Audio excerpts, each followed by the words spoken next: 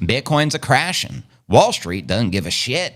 They're opening the door, literally. Check this out. Bitcoin just made a new cycle low. Everybody's looking at the chart. Wall Street's looking somewhere else. That's the difference. While millions of people are asking whether Bitcoin is finished, one of the largest brokerages in the world just made Bitcoin available to even more investors. Not next year, not someday, now. Charles Schwab, which oversees $12.6 trillion in client assets, has begun rolling out direct Bitcoin trading. Think about that. Bitcoin falls, Wall Street expands access, investors panic, Wall Street opens another door. The charts get weaker, the foundation gets stronger. That's not how most people expect adoption to happen. Most people think institutions show up after Bitcoin makes new highs. History suggests the opposite. Charles Schwab opens access, BlackRock launches new products. BlackRock now recommends a 1 to 2% Bitcoin allocation to their clients. That's not what retreat looks like. That's what expansion looks like. Because adoption doesn't happen all at once.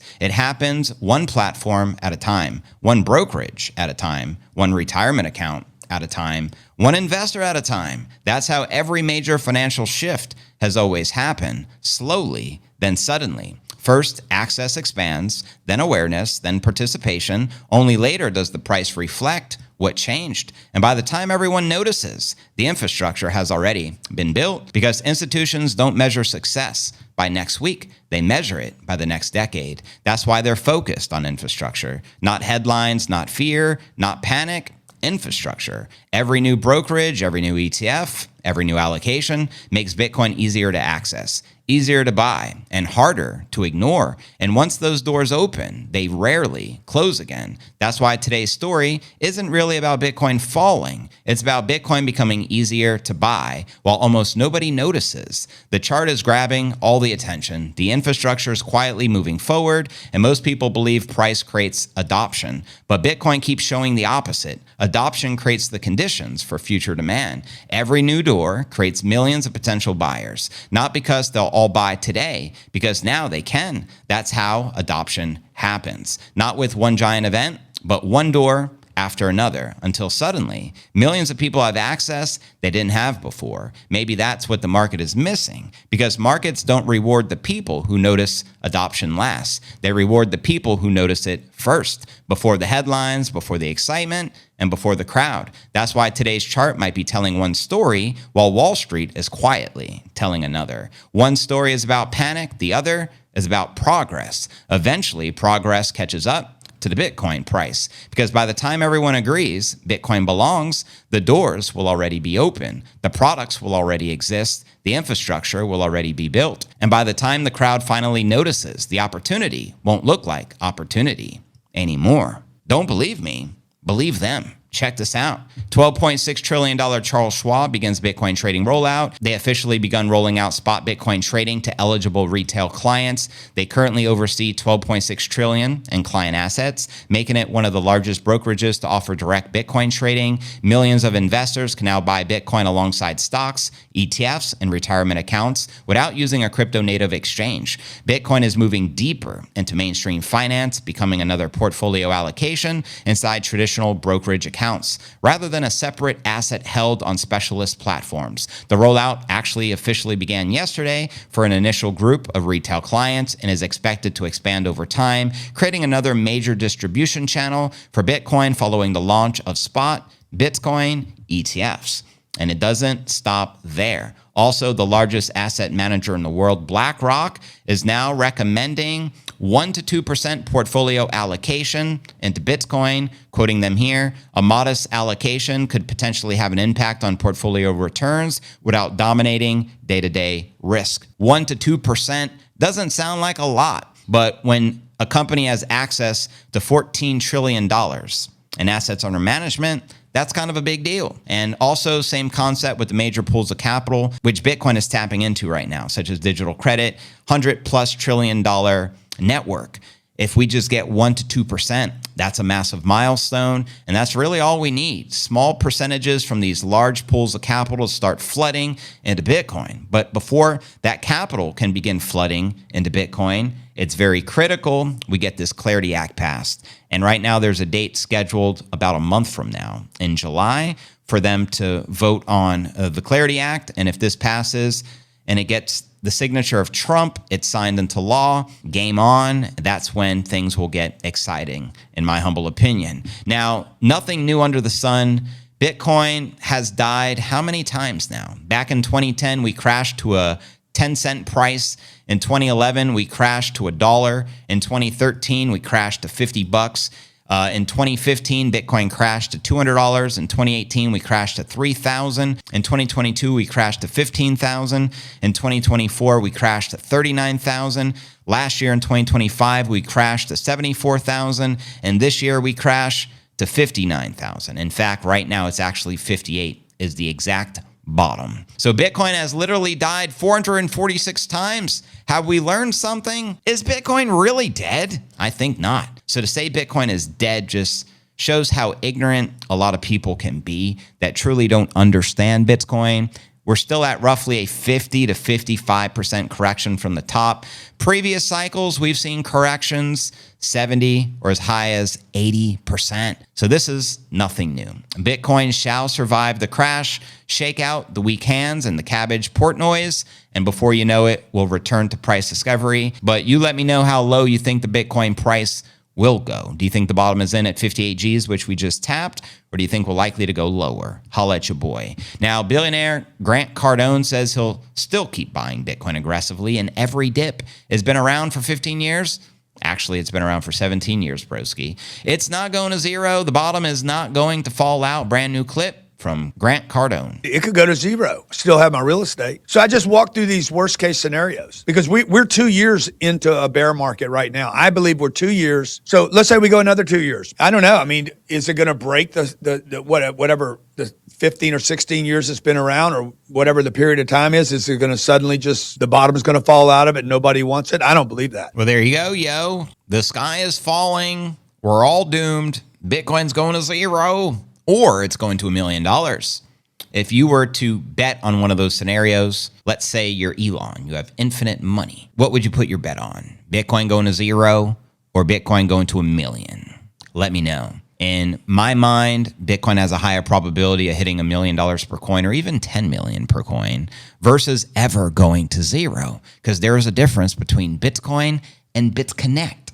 And a lot of tards don't know the difference between Bitcoin and crypto, unfortunately. In fact, a lot of the biggest Bitcoin trolls and haters, such as Peter Schiff, they're advocating that Bitcoin can be frozen with the touch of a button because in their mind, they don't understand the difference between crypto and Bitcoin. For example, Tether USDT, correct. There's a freeze button. That was just demonstrated recently. US government froze 370 plus million worth of Iranian USDT Tether. All they had to do was call the CEO or the Tether team. There may be some terrorists. I need you to freeze the funds. Say no more. Whop. Can't do that with Bitcoin. We ain't going nowhere. We can't be stopped now. It's Bitcoin for life. I just remixed the P. Diddy song from the 90s. I can't say bad boy. I don't get down with the diddler, but I still got the jingles in the head. So it's Bitcoin for life. Anyways, Japanese finance giant SBI Holdings just announced they're acquiring Bitcoin exchange Bitbank for $290 million. They want to become Japan's largest crypto exchange. Asia is waking up. Let's freaking go. You can see the banks are expanding. I wonder why. Because Bitcoin's going to zero or because Bitcoin can't be stopped now, like bad boy in the 90s? You tell me. Timeless advice from the president of El Salvador, President Bukele. He says, I see that some people are worried or anxious about the Bitcoin market price. Stop looking at the graph. Go enjoy life. If you're invested in Bitcoin, your investment is safe. Its value will immensely grow after the bear market. The dip is temporary. HODL be thy name. Quick message from Mr. Bukele. The Federal Reserve is nothing federal. and has no reserves. So they do print more money, and they rob you from your wealth and from your savings, and that's immoral. If Bitcoin ever goes to zero, that'll be the least of your concerns. Agreed. I think it's more likely an alien invasion, prophesized via Project Bluebeam. Maybe the reptilians take over, expose themselves, all the shapeshifters running the government. I think these scenarios are more likely personally, but you let me know. Adam Back just said Bitcoin's on sale. Bitcoin is at cheap levels. This is the beginning of the turnaround. We are at sort of relatively cheap levels. So it's a good entry point for anybody deploying capital into the market. Yeah, I think that's the beginning of the turnaround, as also, the number of Bitcoin left on exchange is falling, Bitcoin dominance index, the market share of Bitcoin. The institutional adoption is focused almost exclusively on Bitcoin. Dips are for buying. Billionaire Jack Dorsey is giving the best Bitcoin investment advice. He says, I don't watch the price. I know we'll always gain in value over the long term as more people are able to use it. Well said. Here's a brand new clip from Jack Dorsey. I think the Bitcoin white paper is one of the most seminal works of computer science in the last 20, 30 years. It's poetry. Beautiful thing about it is there's no one person setting the direction, and there's no one person on the other side that can stop it. Breaking news, Alberta, Canada announced they bought $220 million worth of Bitcoin exposure via MSTR. The global Bitcoin race is on, and the countries are buying the dip. All hail Canada. This is the Bitcoin race. The accumulation game is the name of the game, and countries start stacking sats. That's when this game theory is going to escalate to a whole new level. Now, Saylor Strategy currently has a $14 billion unrealized loss on his Bitcoin investment. The silver lining, though, you can't lose what you don't sell. Unless that becomes realized and he's forced to sell it, he didn't really lose anything because Bitcoin eventually returns to all-time highs. So keep that in mind, He didn't really lose anything. The company didn't lose a dime. Tom Lee's BitMine currently has a $10.5 billion unrealized loss on his Ethereum investment. Same concept, it's unrealized. How low will she go? Will they be able to continue to have more of these unrealized losses and survive? Or will they be forced to liquidate the stash? That seems to be the million-dollar question right now. Some people have faith in Saylor. Others are calling strategy a Ponzi scheme. But then again, people still call Bitcoin a Ponzi scheme. They don't even understand the value in it. I had a comment earlier that's like, JV, convince me why the numbers go up and why I should buy, blah, blah, blah. My response, excellent. Don't buy. I'm not here to convince a single soul. If you don't see the value proposition in Bitcoin, I can lead a horse to water. I can't force them to drink, and I sure as hell am not here to convince anyone. I do this podcast because I enjoy doing it. I actually have fun doing it. It's part of my purpose. It become a part of my identity.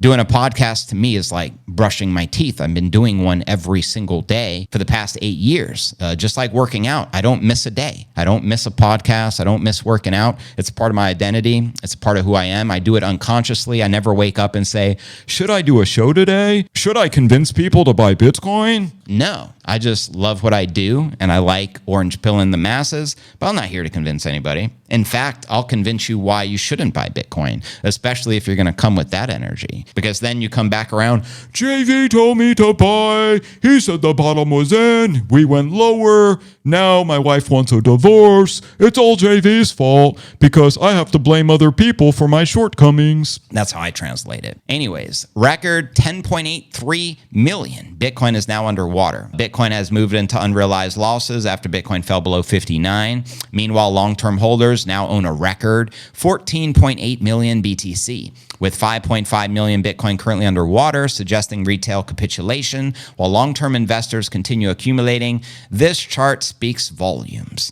So while retail is panicking like a young Anakin, the whales continue to hodl. They have even more than they've had before, which I would expect because they actually understand Bitcoin. They understand it's not going to zero, and they understand this is the time to buy. This is the time to get your position. And I guess the number is irrelevant. Maybe it's tens of thousands, maybe it's hundreds, or maybe like Saylor, it's billions. The bigger picture, Bitcoin returns to all-time highs, and then all the haters, come up with new excuses for the next cycle. You were just lucky. You happen to have billions, Michael. You could survive it. I had to pay my taxes because I'm an honest man. Unlike you rich folks out there. Whatever you got to tell yourself, folks. It's all good. Anyways, now for retard of the day, there's a culmination. 1, 2, 3, 4, 5 folks. You tell me who the winner is. I think Bitcoin has lost the plot. And when I started buying Bitcoin and I've sold all of it. I bought the dip, and how I can't keep buying the dip. I have no money left to buy the dip. The dip, great.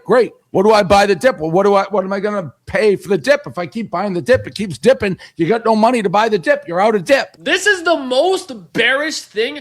I have zero desire. So last night I sold my Bitcoin. I sold my Bitcoin yesterday. I was holding a good amount of coins. I'm completely out of Bitcoin. 100% out of Bitcoin. I sold all my Bitcoin and I suffered absolutely massive financial losses. Well, it's unwinding all of crypto. We're seeing Bitcoin collapse below $60,000 again.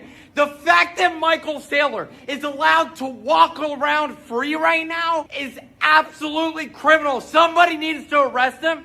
If I see this guy, I'm going to perform a citizen's arrest and lock this guy up because this is absolutely fucking criminal, Michael. My feedback, I double dog dare you, Nick, to make a citizen's arrest on Michael Saylor. Double dog dare you. And I know you're full of shit, but this is the energy right now in the market from the influencers. So a lot of people are panicking, and I would assume this guy Nick lost a fortune. He seems to have true hatred towards Saylor. The Asian guy that come before him, I actually watched like 5 minutes of the video clip he put out yesterday, and he's a leveraged trader. Leveraged traders are artards. Trade with leverage, you're going to end up getting wrecked. You're going to have to sell before your entire position gets wiped out, and you will sell at a loss, and that's precisely what happened to that guy. Portnoy, at least he adds comedy to the mix. It's not just pure visceral, so I respect that. Now, Mark Cuban, in my humble opinion, he's probably the biggest tard of them all. Yeah, granted, he's the richest. You can still be a rich tard because he once compared Bitcoin to bananas. And in my personal viewpoint, he just doesn't want you to hold Bitcoin. So he'll tell you he sold it all, but the next sentence out of that interview is, oh, I still have some. Then why are you trying to convince people that you sold all yours so that other people sell theirs? And then at the very end of the interview, he talks about how he's long on fucking Ethereum and other shit coins. And how many shit coins did Mark fucking Cuban promote that went to zero? You tell me in the comments. Now I need your vote. This is critical. Who is the tard of the day here at Bitcoin News Alerts? Let me know, and I'll read your comments out loud. The two guys that sold their Bitcoin both are retards. Couldn't agree more, Pam. Damn, I wasn't going to give it to Nick, but he's getting my vote. I love the stress he's expressing. I predict in the next 6 months, the Bitcoin will return to the all-time high. Send it. I have been buying and holding Bitcoin since February of 2021. Deja vu. That's right. You've been here before. You've seen it. You held and you got to experience the all-time high. And now we're back in a bear market, but Bitcoin shall return like the second coming of Christ of Nazareth. Bitcoin's fabulous. Resurrect the dead, crowd up like Lazarus. Simple question. Who's right? The chart or Wall Street? Let me know in the comments below. And if you enjoyed the video, hit the like button. Then click the next video on your screen because this story is just getting started.